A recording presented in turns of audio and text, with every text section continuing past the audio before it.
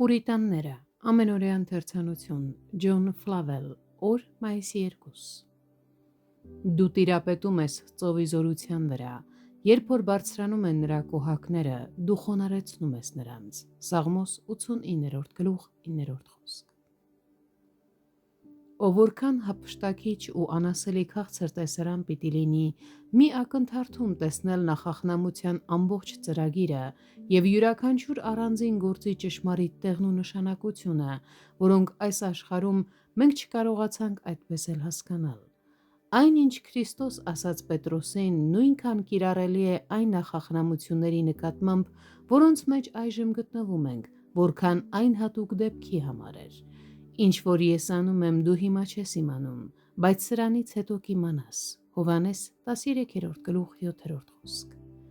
Այն բոլոր մութ, խճճված և խորհրդավոր միջամտությունները, որոնցից մենք երբեմն այնքան զայրացած ենք եղել, իսկ երբեմն այնքան զարմացած,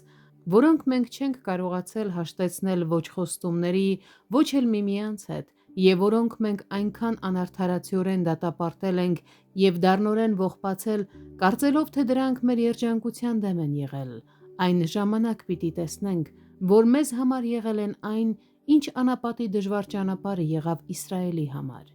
ճիշտ ճանապարհ դեպի բնակության քաղաք։ Սաղմոս 107:7 խոսք։ Եվ թեև նախախնամության մասին մեր ներկա տեսիլքներն ու խորհրդածությունները այնքան կարճատես ու անկատար են, համեմատած այն կատարյալ ճանաչողության հետ, որ երկնքում պիտի ունենանք, այնուամենայնիվ, նույնիսկ իր այս բոլոր ներկա սահմանափակումների մեջ,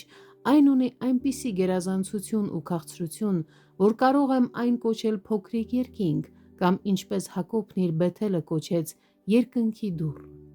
Անշուշտ, սա Աստծո հետ քայլելու մի մեծ ճանապարհ է այս աշխարհում, և հոգին կարող է նրա նախախնամությունների մեջ նույնքան քաղցր հաղորդակցություն վայելել, որքան նրա որևէ կարգադրության ու շնորհի միջոցների մեջ։ Քանի անգամ դրա դիտորդների սրտերը հալվել են ուրախության արցունքների մեջ, տեսնելով նրա իմաստուն ու անսպասելի արդյունքները։ Քանի անգամ կյանքի իրադարձությունները մտաբերելով, նրանք համոզվել են, որ եթե Տերը իրենց թողած լիներ իրենց իսկ խորհուրդներին,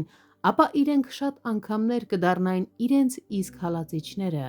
եթե ոչ դահիճները։